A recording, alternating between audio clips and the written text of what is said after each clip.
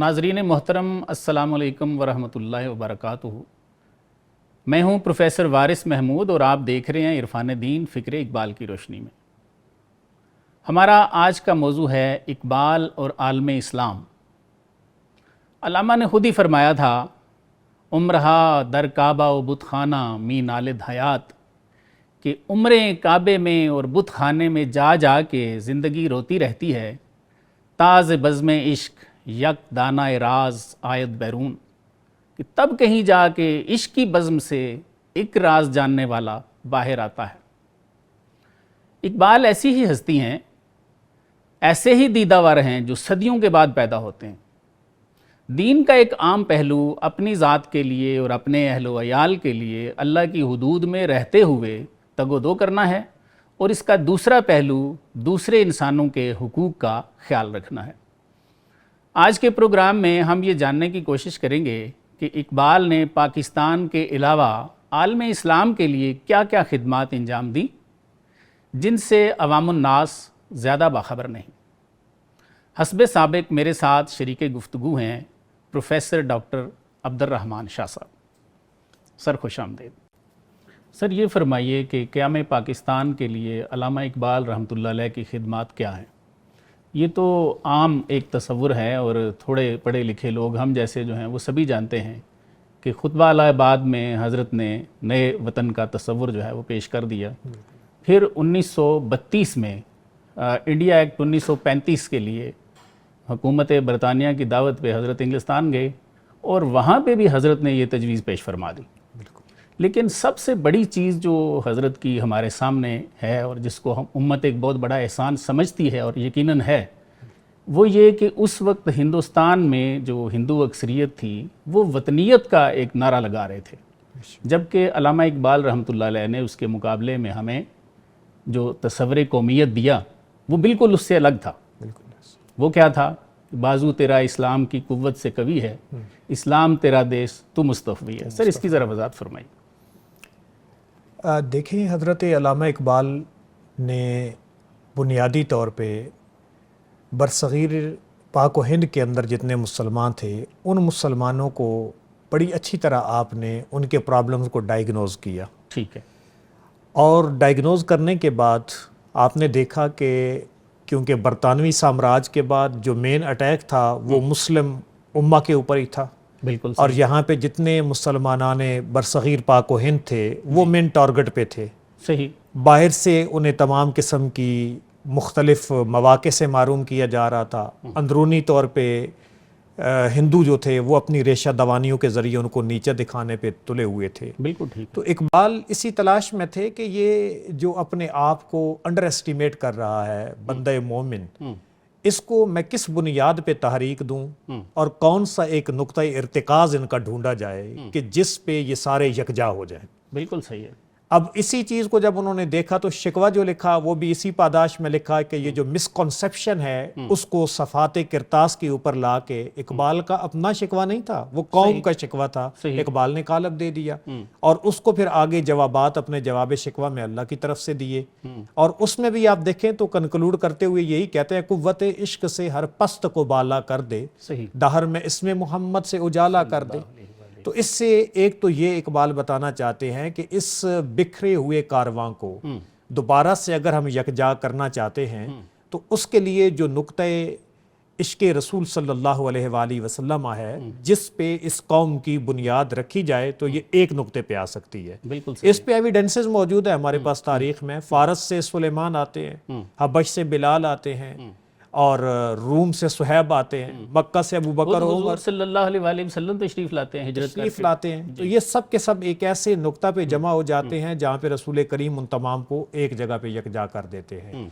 तो ये जो नज़रिया रसूल करीम सल्लल्लाहु अलैहि वसल्लम ने हमें दिया, इसको हज़रत इकबाल ने अपने कलाम दुनिया इस्लाम के अंदर बड़ा वाज़े तौर पे लिखा है सर कि असल में जो वेस्ट है वो तुम्हें इन्हीं कौमियत के खानों में जो वतन की बुनियाद पे हैं और नस्ब की बुनियाद पे धकेलना चाहता है। ठीक। और आपने आसान पैराए में इस चीज़ को बताया कि हिकमत मगरब से मिल्लत की ये कैफियत हुई, टुकड़े टुकड़े जिस तरह सोने को कर देता है घास।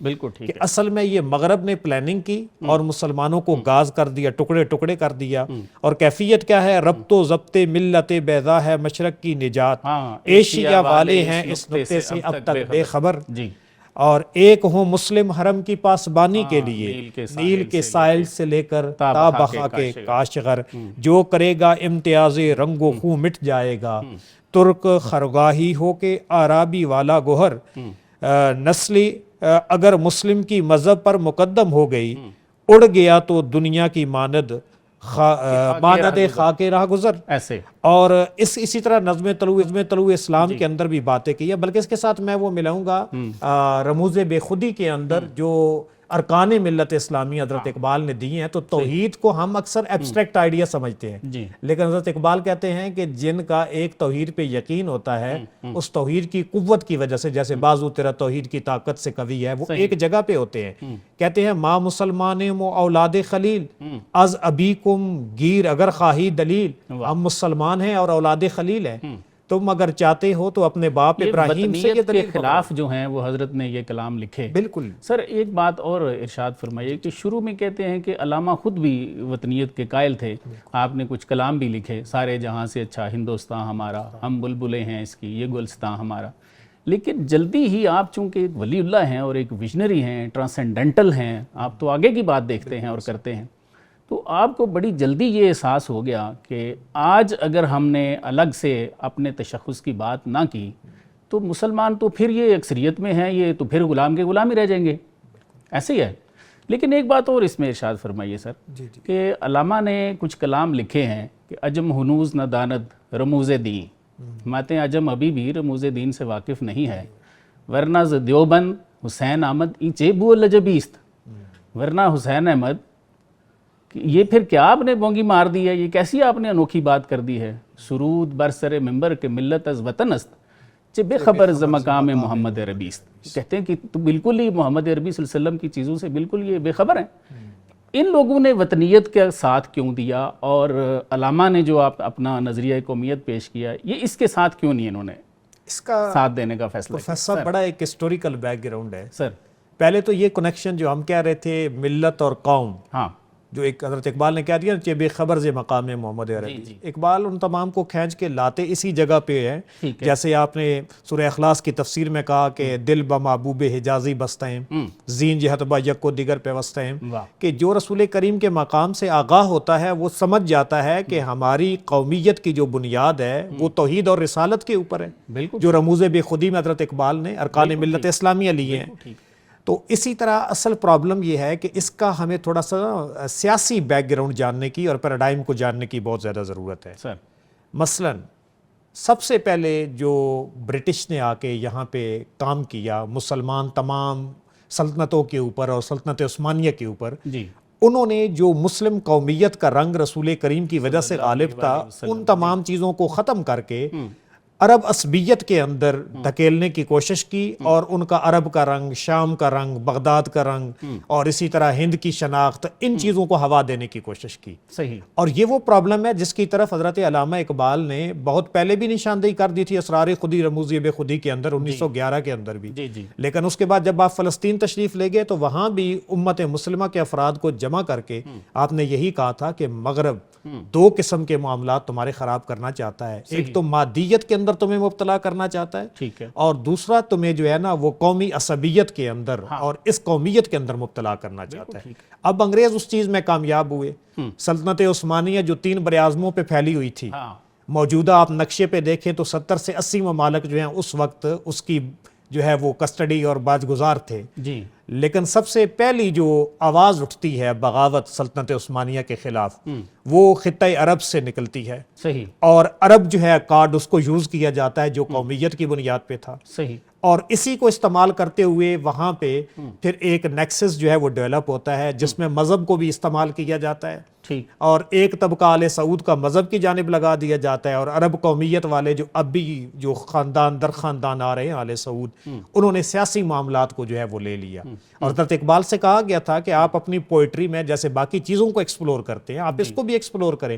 آپ نے کہا تھا کہ متائے قافلہ ما حجازیاں بردن ہاں۔ منم زبانک شایم کے یار من عربی. اللہ اسی طرح ادھر بھی آپ نے کیا تھا، کیا خوب امیر فیصل کو سنوسی نے پیغام دیا، تو نام و نسب کا حجازی ہے پر دل کا حجازی بن نہ سکا. واہ، تو بنیادی طور پہ یہ برصغیر پاک و ہند کے اندر وہی نظریات امپورٹ کیے گئے، ٹھیک، اور وہ سیاسی نظریہ جب یہاں پہ مذہبی رنگ کے اندر دیا گیا تو وہ جو قومی عصبیت کی بنیاد پہ وہاں پہ قومیت کا راگ عرب الاپ رہے تھے، اور اصل میں وفائیں مغربیوں کے ساتھ ہو رہی تھیں اور برٹش گورنمنٹ کے ساتھ ہو رہی تھی. اللہ اکبر، وہی چیز یہاں پہ امپورٹ کی جاتی ہے، اور یہاں پہ بھی اس کو وہ رنگ دینے کی کوشش کی جاتی ہے کہ ملت از وطن است جو وہاں پہ تھی. لیکن آگے حضرت اقبال نے ان تمام چیزوں کو کہا کہ آپ نے کہا کہ بمصطفیٰ برساں خیش را کے دی ہما اوس گر بہو نہ رسیدی تمام بولا حبیس. کہ اس لیے مقام محمد رسول اللہ جن کی بنیاد پہ پوری ہماری ملت اسلامیہ کی بنیاد ہے، اور ان کے میسج توحید کو سمجھیں. حضور صلی اللہ علیہ وآلہ وسلم کے ماننے والے جہاں جہاں پہ بھی ہیں وہ ایک ملت ہے، ایک ملت، اور وہ سب جو ہیں علاقے جو ہیں وہ مسلمان کا وطن. بالکل بالکل. تبھی تو حضرت اقبال نے دوسرے کلام میں کہا نا، جب اس کے اندر اسپین کے اندر طارق بن زیاد چلے گئے تو وہاں پہ انہوں نے کہا نا بند بوٹس کے کشتیاں جلا دو. اور حضرت اقبال نے لکھا ہے ان کے کانٹیکس میں کہ ہر ملک ملک ماست کے مل کے خدائے ماست. بالکل ایسے، بالکل ایسے. تو میرے خدا کی ملکیت ہے، یہ ملک ہے، اس لیے یہ ہمارا ملک ہے. تو بندہ مومن تو اپنے آپ کو وطن اور ان چیزوں میں، اس پہ ایک میں یہ ضرور شعر سنوں گا کہ جہاں پہ کہا نا ما مسلمان و اولاد خلیل، یہ رموز بے خودی میں عالمگیر اگر خواہی دلیل، کہتے ہیں با وطن وابستہ تقدیر امم بر نسب بنیاد تعمیر امم. صحیح، کہ وطن کے ساتھ قوم کی تقدیر رکھنا یا نسب کے اوپر اس کا انحصار کرنا. کہتے ہیں اصل ملت در وطن دیدن کیچے باد و آب و گل پرستیدن کیچے. واہ، کہ وطن کے اوپر جو ہے اصل ملت اور بنیاد رکھنا یہ کیا چیز ہے؟ یہ ہوا، پانی اور مٹی کو کی پرستش کرنا کیا ہے؟ آگے نسب کی بات، دوسرا جو اس کا ایلیمنٹ ہے، بر نسب نازاں شدن نادانی است حکم او در تن و تن فانی است. فلسفی ہے نا، آرگومنٹ بھی دے دیا کہ نسب پہ نازاں ہونا یہ بھی نادانی ہے اور بے وقوفی ہے، اور اس کا حکم جو ہے نا نسب کا وہ تن کے اندر ہے، اور تن تو فانی ہے، کل من علیہ فان. بالکل ایسے، بالکل. اب آپ اپنے وطن کی بات کریں سر، تو یہ جو نظریہ ہمیں پاکستان کے لیے دیا گیا تھا کہ جہاں پہ where there is Muslim majority ان کو ملا کے کیا جائے، تو اس نظریے کو لے کر جب قیادت قائد اعظم محمد علی جناح نے کی، ہم نے ایک وطن حاصل کر لیا کہ اس میں اتنا پوٹینشیل تھا. آج ہم کیا کر رہے ہیں؟ آج وہی ہماری چیزیں بلرڈ ہو گئی ہیں، اور دوبارہ سے ہماری بلوچی شناخت لے کے دیا وہ ہم سے، بلوچی شناخت، کشمیری شناخت، پنجابی، سرائکی، سندھی، یہ ساری ہماری غالب ہونا شروع ہو گئی ہیں. جو نظریہ 1930 کے اندر الہ آباد کے ایڈریس میں دیا تھا، اور اسی پہ اقبال نے کہا کہ اپنی ملت پر قیاس اقوام مغرب سے نہ کر، خاص ہے ترکیب میں قوم رسول ہاشمی. ان کی جمعیت کا ہے ملک و نسب پر انحصار، قوت مذہب سے مستحکم ہے جمعیت تیری، دامن دی ہاتھ سے چھوٹا تو جمعیت کہاں، اور جمعیت ہوئی رخصت تو ملت بھی گئی. سر میں ایک علامہ کی دعا ہے جی اسرار خودی کے اینڈ پہ، اس میں حضرت نے اتنا ایک بڑا ماتم مجھے وہ لگتا ہے جو لکھا ہے، اس کے میں چاند اشارہ آپ کی نظر کرتا ہوں. اور وہ یہ جو آخری کلام ان کا ہوتا ہے نا، جی کنکلوڈ کرتے ہیں ہر چیز کو خاص. یعنی آپ فرما رہے ہیں کہ اس وقت بھی کوئی جاننے والا نہیں تھا، تو اب تو اور بھی برے حالات ہیں. تو اس وقت کی منظر کشی یہ ہے کہ حضرت فرماتے ہیں کہ از تہی دستاں رخ زیبا مپوش، اے مالک ہم تہی دست ہیں، ہم سے اپنا خوبصورت چہرہ نہ چھپا. اللہ اکبر. عشق سلمان و بلال ارزاں فروش، سلمان اور بلال کا عشق اے اللہ ارزاں کر کے بیچیں ہم سے، ہم سب کو دیں اور ارزاں دیں، زیادہ دیں، سب کی ریچ میں ہو، سب کی ریچ میں ہو. چشم بے خواب و دل بے تاب دے، فرماتے ہیں کہ ناس ہونے والی آنکھ دے اور ایک بے تاب دل دے. باز مارا فطرت سیماب دے، اور ہمیں دوبارہ وہ اضطرابی دل جو ہے نا وہ عطا فرما، سیماب جیسی تڑپ، سیماب جیسا. یہ یہاں سے جو کلام ہے نا سر، یہ تو بندے کے نا رلا دیتا ہے اور رونگٹے کھڑے کر دیتا ہے. آپ فرماتے ہیں ہر کسے از ظن خود شد یار من، ہر بندہ کہتا ہے کہ ہاں اقبال اچھا ہے، میں اسے پسند کرتا ہوں، لیکن آپ فرماتے ہیں کہ اپنے خیال کے مطابق میرا یار ہے. صحیح. از درون من نجست اسرار من، لیکن جو اسرار میں نے حاصل کیے ہیں وہ تو انہوں نے میرے من میں ہے، میرے دل میں ہے، وہ تو انہوں نے کبھی نہیں میرے سے مانگے، کبھی نہیں تلاش کیے مجھ میں سے. آگے فرماتے ہیں در جہاں یا رب ندیم من کو جاست، اے اللہ اس جہان میں میرا دوست کہاں ہے، میں تو اکیلا ہوں، مجھے تو کوئی سمجھنے والا ہی نہیں، ہم مشرب ہم مشرب۔ نخل سینائم کلیم من کو جاست، فرماتے ہیں میں درخت طور ہوں، اے مالک میرا موسیٰ کہاں، کیا بات ہے، میرا موسیٰ میرا کہاں ہے۔ موسیٰ کہاں ہے؟ آگے فرماتے ہیں ظالمم، میں ظالم ہوں، بر خود ستم ہا کردام، میں ظالم ہوں، میں نے اپنے اوپر بھی بڑے ظلم کیے ہیں، شولہ ہا را در بغل پروردام، میں نے شولوں کو اپنی بغل میں جو پالا ہے، صاحب نور ہوں، صاحب شر صدر ہوں، ظلم کیا ہے میں نے اپنے اوپر، مجھ کو ان میں نہیں ہونا چاہیے تھا۔ مجھے حقیقتیں نظر آ رہی ہیں۔ ہوئے ہوئے ہوئے آگے فرماتے ہیں شمع را تنہا تپیدن سہل نیست، اے اللہ شمع کو اکیلے جلنا آسان تھوڑا ہی ہے، آہ یک پروانہ من اہل نیست، ماتے ہیں میرے گرد جو پروانے ہیں ان میں سے ایک بھی میرے اہل نہیں۔ حال نہیں ہے۔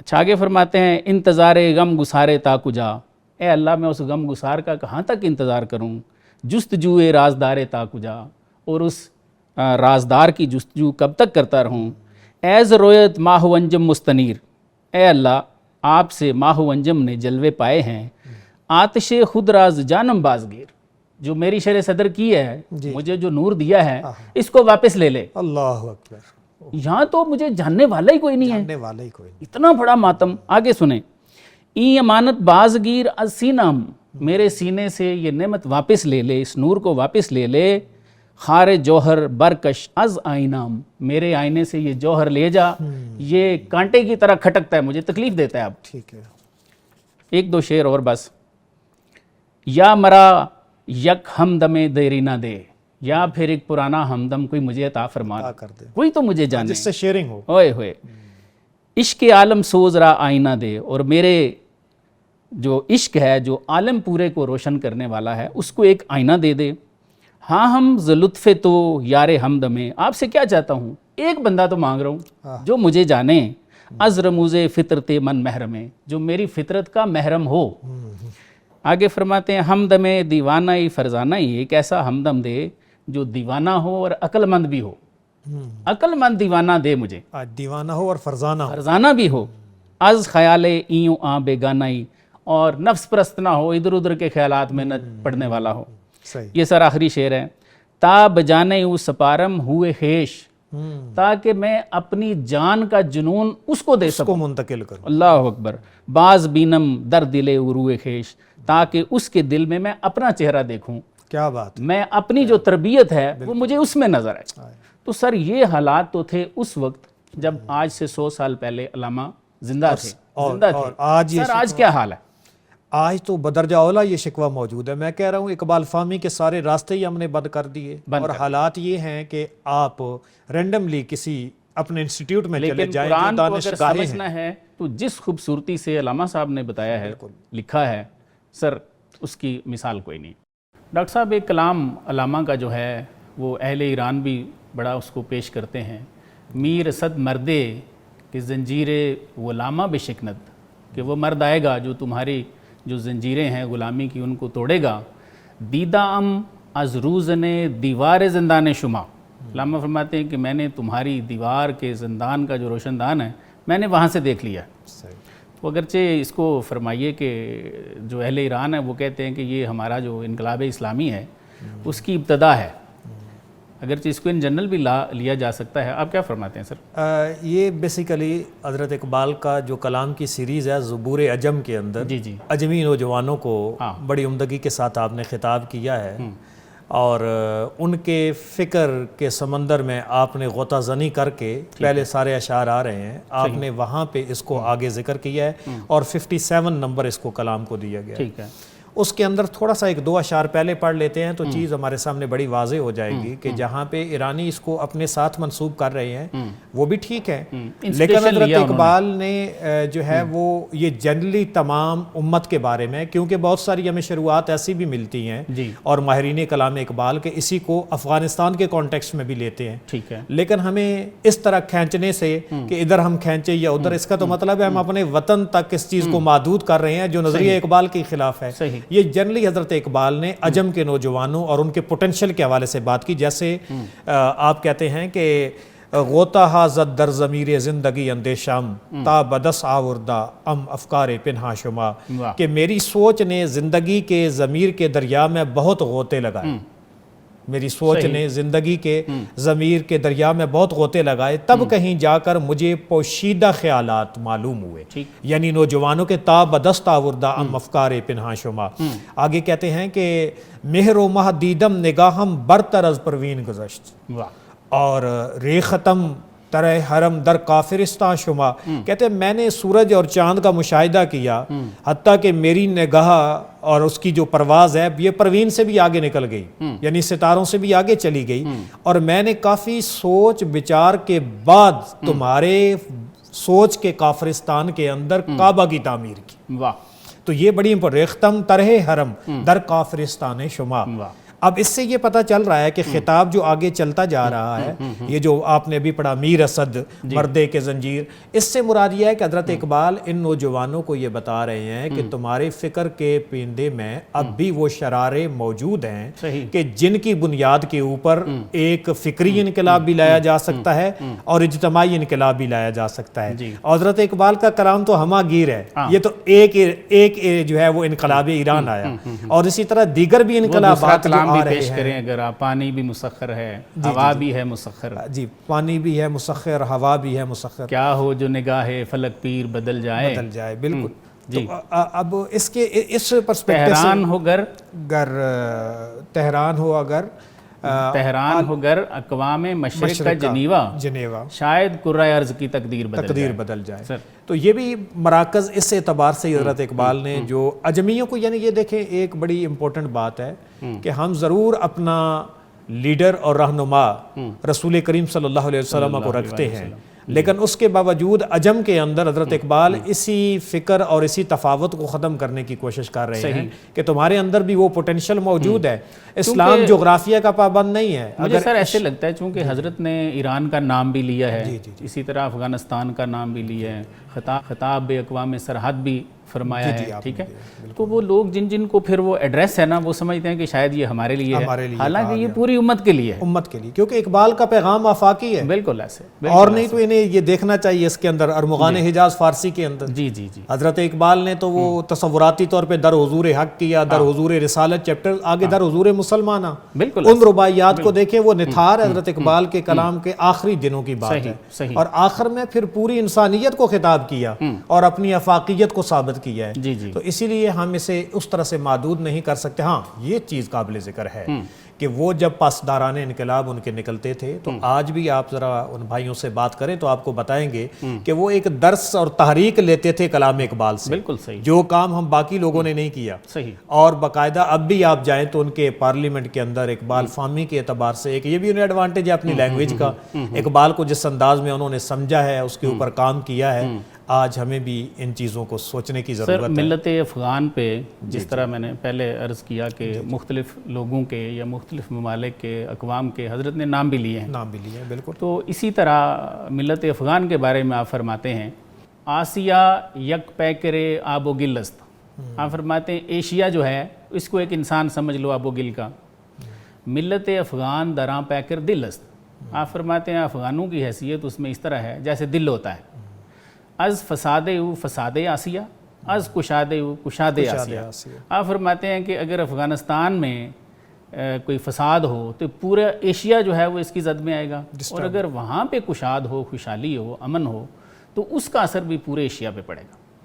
تو سر کیا سمجھتے ہیں حضرت نے اس کو اتنا پہلے دیکھ لیا، جبکہ ہم نے دیکھا کہ جب بھی کوئی جنگ ونگ ہوتی ہے تو اس کے اثرات پڑوسی ممالک پہ پڑتے ہیں اور ہم پہ بھی کتنے پڑے ہیں؟ بالکل، اس پرسپیکٹو سے ہمیں تھوڑا ہسٹوریکلی دیکھنا چاہیے۔ سر آپ صرف اگر تاج برطانیہ کو ہی دیکھیں، جب وہ نکلے تو ان کی سلطنت میں سورج بھی غروب نہیں ہوتا تھا، صحیح، لیکن اس کے بعد اگر آپ دیکھیں تو انہی افغانستان کے ساتھ تقریباً 3 جنگیں لڑیں، اور تیسری جنگ کے بعد 1899 کے اندر راول پنڈی میں ان کا آپس میں معاہدہ ہوتا ہے صحیح جس میں افغانستان کو آزاد ایک سلطنت جو ہے وہ ڈکلیئر کیا جاتا ہے، صحیح اور پھر اس کے بعد وہاں کابل یونیورسٹی بھی بنتی ہے جس میں جدید علوم کو اختیار بھی کیا جاتا ہے. ایسے ہی اور یہ وہ موقع تھا کہ جس وقت ایک بڑی یعنی کہ برٹش کی بڑی ہیبت تھی، دوسری طرف فرینچ کی جو سیزرز تھے وہ لوگ آ رہے تھے، آل سیزر جنہیں اقبال نے کہا. جی جی ادھر رشیا کو دیکھو تو دونوں طرف ایکسپینڈ کر رہا تھا، کچھ حصے اس نے سلطنت عثمانیہ کے بھی چھین لیے تھے. جی جی ایک ایسی کیفیت کے اندر ایک ایسا ملک جو ان تمام طاقتوں میں گرا ہوا ہے وہ پھر بھی اپنے آپ کو اگر منوا رہا ہے تو ان کے اندر بالیقین ایسا جوہر تو موجود تھا جو حضرت علامہ محمد اقبال نے بھی دیکھا. علامہ نے جو ان کے نام لیے ہیں نا سر، جی وہ ان کو ایک آئیڈیالائز کر کے تو بطور مسلم لیے ہیں. سب سے زیادہ ان اس کا سے ذکر ہم ہی کیا مراد ہیں، ہم ہی مراد افغان سے مراد وہ ہمارے بھائی ہیں، بالکل تو اس سے ملت اسلامیہ ہی مراد ہے. بالکل سر بالخصوص جو وہ خطاب ہے، خطاب بے اقوام سرحد، کچھ اس سے حضرت کا کلام پیش کیجیے. خطاب باقوام سرحد حضرت اقبال نے، کیونکہ آپ دیکھیں تو ویسے نسبی طور پہ بھی یا کلچر کے لحاظ سے افغانستان کے ساتھ بارڈر پہ بھی ہونے کی وجہ سے، اور تھوڑا پیچھے چلے جائیں تو یہ چیزیں مشترک تھیں، اور ان چیزوں کے اعتبار سے بڑا طویل یہ ہے، میں چند اشعار اس کے لوں گا تاکہ آپ خطاب اقوام سرحد یعنی اقوام سرحد سے خطاب کے عنوان کے ساتھ آپ کہتے ہیں کہ اے ز خود پوشیدہ خود را باز یا، سبحان اللہ، اے وہ سرحد کی قوم جو اپنے آپ سے پوشیدہ ہے، اپنے آپ کو دوبارہ پالو، دوبارہ پالو. در مسلمانی حرام مستی حجاب، اللہ مسلمانی کے اندر یہ اپنے مسلمان حجاب میں نہیں رہتا، یہ واصل ہونے والا ہے. بے شک بالکل، اور وہ ظاہر ہونے والا ہے. سبحان اللہ. اور اس کے بعد آگے مزید کہتے ہیں رمز دین مصطفیٰ دانی کی چیز فاش دیدن خیچ را شہنشاہی است. کیا تو جانتا ہے کہ سرور کونین کے دین کا راز کیا ہے؟ وہ تو وہی جانتے ہیں، لیکن اپنے آپ کو اگر فاش دیکھ لو تو بادشاہ ہو، بادشاہ ہو.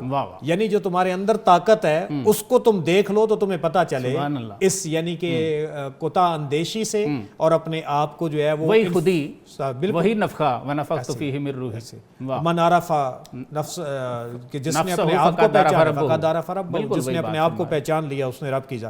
آگے کہتے ہیں چیست دین دریافتن اسرار خیش زندگی مرگست، واہ واہ واہ، بے دیدار خیش. دین کیا ہے؟ اپنے اسرار کو پا جانا، اور اس کے بغیر تو موت ہے. عام مسلمانہ کے بیند خیش را، واہ واہ واہ، وہ مسلمان جنہوں نے خود کو دیکھا ہے. از جہان برگزیند خیش را، سبحان اللہ، انہوں نے جہان میں اپنے آپ کو برگزیدہ بنا. از ضمیر کائنات آگاہ اوست، واہ واہ، کائنات کے ضمیر سے وہ آگاہ ہے. تیغ لا موجود الا اللہ اوست، واہ واہ، وہ تو تیغ لا موجود الا اللہ ہے اس کائنات. در مکان و لا مکان غوغائے او، واہ واہ، نہ سپر آوارہ در پہنائے او. سبحان اللہ، پوری کائنات میں اس کا آوازہ ہے، اس کو شورا ہے. نو سپر، جی نو جو آسمان ہیں وہ اس کو جانتے ہیں.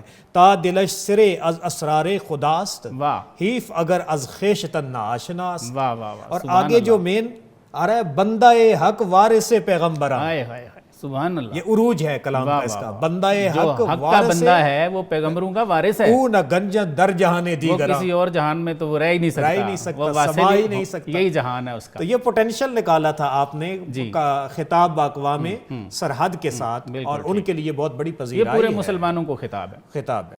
سر یہ فرمائیے کہ فلسطینی مسلمان کے لیے علامہ کی کیا خدمات ہے؟ فلسطینی مسلمان کے لیے حضرت علامہ محمد اقبال نے بڑے درد دل کے ساتھ، جب برطانوی سامراج نے 1917 میں باقاعدہ ان کو زمین الاٹ کرنے کا فیصلہ طے کر لیا اور عرب تمام مسلمانوں کے اوپر اور ساتھ افریقہ ان کے سینے پہ ایک ناسور کو رکھنے کی کوشش کی، تو اسی وقت حضرت علامہ محمد اقبال نے بڑا واضح اپنا موقف پیش کیا. یہ جب اعلان فی الفور ہوا ہے 2 نومبر 17 کو، 2 نومبر 1917 کو، آپ دیکھیں نا وہ کانٹیکسٹ اس وقت وہ فرسٹ ورلڈ وار چل رہی تھی، پورا گلوبل وار میں انہوں نے وعدہ کر لیا تھا کہ ہمارا ساتھ دیں، جیسے جنگ ختم ہوگی بالکل ہمیں فتح ہوتی ہے ساتھ دیتے ہو تو تمہیں زمین دیں گے. بالکل. تو جیسے یہاں پہ تاریخ خلافت چلائی گئی 1919 کے اندر، اسی طرح پیرل کانفرنس فلسطین کے حق میں بھی منعقد کی گئی جس کے محرک حضرت علامہ محمد اقبال ہی ہے. اور اس کے بعد ہم آگے چل کے دیکھتے ہیں 1931 میں حضرت گئے بھی ہیں وہاں، جی گئے بھی ہیں، بلکہ اس سے پہلے بھی ایک آتا ہے 7 سپتمبر 1929 کے اندر جو لاہور کے دروازہ کے باہر ہوئی ہے، بالکل بالکل حضرت نے قرارداد پیش کی تھی وہاں پہ۔ اس میں بھی آپ نے صدارتی خطبے کے اندر اس یہودیوں کی ہولناک صفا کی، کیونکہ اس وقت تو وہ زور پکڑ گئے تھے، مسلمانوں کو بے دخل کر رہے تھے، دیہات کے دیہات تباہ کر رہے تھے، اور ایسی کیفیت میں پھر جب حضرت علامہ اقبال نے ان کو یہ اس چیز کا احساس بھی دلوایا کہ کیا تمہیں یہ نہیں پتا کہ ہیکل سلیمانی کی جو اصل تعمیر تھی یہ اس کی شناخت حضرت عمر ابن خطاب نے آ کر کی تھی، تمہیں تو مسلمانوں کا ممنون ہونا چاہیے۔ اور اس کے بعد آگے انہوں نے کہا فلسطین میں مسلمانوں اور بچوں کو بھیڑ بکریوں کی طرح تم ذبح کر رہے ہو، اور یہ چیزیں برٹش گورنمنٹ تک بھی بعد میں جن کانفرنسز میں آپ نے گئے وہاں پہ بھی آپ ان چیزوں کی مذمت کرتے رہے کہ یہ مسلمانوں کا حق ہے، اس پہ یہود کا حق حضرت نے اپنے کلام میں بھی یہ چیزیں فرمائیں، بالکل فرمایا ہے خاک فلسطین پہ یہودی کا اگر حق، جی یہودی کا اگر حق، اسپانیہ پہ حق نہیں کیوں اہل عرب کا، بس اس میں جلتا ہے مگر شام و فلسطین پہ میرا دل، مین تو یہاں سے کہتے ہیں نا، جلتا ہے مگر شام و فلسطین پہ میرا دل، تدبیر سے کھلتا نہیں یہ عقدہ دشوار، اور اس کے بعد یعنی تدبیر سے نہیں کھلتا تو پھر وہ زور بازو والی بات ہے، اور آگے ہے خاک فلسطین پہ یہودی کا ہے اگر حق، اسپانیہ پر حق نہیں کیوں اہل عرب کا۔ بالکل، تو یہ وہ جسٹیفیکیشن تھی جو حضرت اقبال نے کلام کے ذریعے بھی، اور ایک آپ نے خط بھی حضرت قائد اعظم محمد علی جناح کو لکھا تھا، صحیح، جس کے اندر آپ نے اسی چیز کی اہمیت کو اجاگر کیا تھا، اور جو کانفرنس ہوئی تھی اس کے اندر بھی آپ نے مسلمانوں کے اسی درد دل کو اجاگر کیا۔ ہمارے پاس وقت کم ہے، حضرت کی اتنی خدمات ہیں، ہم وہ یاد کریں تو اس کے لیے بہت زیادہ وقت چاہیے۔ یہ ارشاد فرمائیے کہ کیا تحریک آزادی کشمیر جو ہے وہ حضرت نے شروع کروائی تھی؟ بالکل، اس پہ تو کوئی دوسری رائے ہی نہیں ہے۔ ایک تو حضرت علامہ محمد اقبال کا خود اپنا جو نسبی اور جدی تعلق تھا وہ کشمیر سے تھا، اس کے بعد پھر آپ کے کلام کے اندر دیکھتے ہیں، کیونکہ وقت آپ کے پاس کم ہے، میں ایک چھوٹا سا اس میں ایڈیشن کرتا ہوں۔ جی یہ 1921 میں دو بندے آتے ہیں، حفیظ جلندری نے لکھا ہے، اور وہ غلام نبی خیال صاحب جو ہیں انہوں نے اپنی کتاب تحریک آزادی کشمیر میں واقعہ لکھا ہے، حفیظ جلندری کی زبان کا۔ حفیظ جلندری کہتے ہیں کہ میں اس دن حضرت کے مکان پہ تھا علامہ صاحب کے پاس، تو 1921 میں دو بندے آتے ہیں، تو علی بخش وہ چٹیں لے کے آتے ہیں کہ حضرت یہ دو بندے ہیں، ملنا چاہتے ہیں، فرماتے ہیں بلاؤ۔ جب یہ آتے ہیں وہ بندے ہیں سعد الدین شال اور ایک سید نور نقشبندی کشمیری، یہ آتے ہیں تو یہ آ کے بات جب شروع کرتے ہیں کشمیر کی، تو حضرت فرماتے ہیں بڑے بھائی بن رہے ہو، 1846 سے آپ لوگ محکوم ہو، اور ڈوگرے اور جو مراٹھے ہیں یہ تمہیں جی یہ تمہیں مار رہے ہیں، تو بڑے بھائی بن رہے ہو، جہاد اور اتحاد کا راستہ اختیار کرو۔ یہ حضرت نے 21 میں فرمایا تھا، اور 1924 میں یہ بغاوت ہو گئی وہاں پہ، وہ جو ریشم کے کارخانے تھے، وہ کلام آپ بلکہ اسی طرح یہ جو آپ کہہ رہے ہیں کہ آپ اس وقت سے غلام ہو، اس کانٹیکسٹ میں حضرت اقبال کہتے ہیں کشیری کے بابندگی خو گرفتہ، اللہ اکبر، کہ کشمیری سے مراد کشمیری بندگی کی تو ان کو بڑی عادت ہے، بتے می تراشد سنگ مزارے، کہتے ہیں مزاروں پہ جاتے ہیں، لڑائی نہیں کرتے، جہاد نہیں کرتے، ضمیرش تہی از خیال بلندے، بلند خیال نہیں ان کے ضمیر میں کوئی، خودی ناشناس خود شرم سارے، خودی سے ناشناس ہیں اور شرمندہ ہیں، پھر بات وہی خودی پہ پریشان ہے۔ جی آخر میں اس کو ہم کرتے ہیں کنکلوڈ، ازام فشاں قطرہ بر کشیری، اللہ کہ خاکسترش آفریند شراب، سبحان اللہ، اے اللہ اس شراب کا قطرہ ان پہ پھینک، چھینٹا مار، دعا کر رہے ہیں کہ ان کی خاکستر سے، ان کی راکھ سے پھر شرارے پھوٹ پڑیں، پھر جہاد پہ لگ جائیں۔ سر حضرت کی یہ دعا تھی، تو یہ میں نے انہی ڈاکٹر صاحب کی کتاب میں دیکھا ہے کہ یہ دعا ان کی پوری ہوئی، اور 1924 میں انہی وہ جو ریشم کے کارخانے تھے ان کے مزدوروں نے وہاں پہ بغاوت کی، اور فائنلی 1931 میں یہ جو ہے یہ باقاعدہ تحریک جو ہے یہ آزادی کی شروع ہوگی، اور 33 میں حضرت اس کے ساتھ وابستہ ہو گئے فوراً، اور 1933 میں حضرت پہ پابندی لگ گئی کہ آپ نے کشمیر نہیں آنا۔ پھر یہ تحریک اتنی چلی کہ 1937 میں وہاں کا جو مہاراجہ ہے اس نے خط لکھا حضرت کو کہ آپ آئیں تو ہم فیصلہ کرتے ہیں اس پہ، تو اس وقت سردیاں تھیں تو حضرت بیمار تھے، تو آپ نے خیال فرمایا کہ جیسی سردیاں ختم ہوتی ہیں ہم جائیں گے، لیکن 1938 میں حضرت کا وصال ہو گیا، وہ سردیاں نہیں، بلکہ آخری کانفرنس میں بھی آپ شرکت نہیں کر سکے تھے۔ جی حضرت اقبال، تو اس میں کوئی شک نہیں ہے، یہ میں بھی بڑا خوش ہوا کہ یہ بات بہت کم لوگ جانتے ہیں کہ تحریک آزادی کشمیر کی ابتدا حضرت نے کروائی تھی. یہ سیرہ جو ہے یہ علامہ اقبال رحمۃ اللہ پروفیسر صاحب یہ جو اتنا ڈائیورسیفائیڈ اب پورٹ فولیو ہم نے کھول دیا ہے کہ اس سے یہ مراد ہے کہ جو یہ آزادی کی پوری ترنگ اور انگ اس پورے خطے میں آئی تھی اور ہر ایک زبان کے اندر حضرت اقبال کی زندگی میں ہی کلام منتقل ہو گیا تھا. بالکل ایسے ہم نے جامعہ الازہر کی لائبریریز میں دیکھا ہے کہ وہاں حضرت اقبال عربی کے اندر بڑی عمدگی کے ساتھ اپنا راج کرتے ہوئے دکھائی دیتے. بالکل تو ہر تحریک کے یہ پیچھے ساری تحریکیں ایران کی ہے یا افغانستان کی ہے یا کشمیر کی ہے یا فلسطین کی ہے، اس کے روح رواں پیچھے حضرت علامہ پھر آپ کا نظریہ آفاقی ہے. آفاقی بالکل ایسے. جی ناظرین، آپ نے ہمارا آج کا پروگرام دیکھا.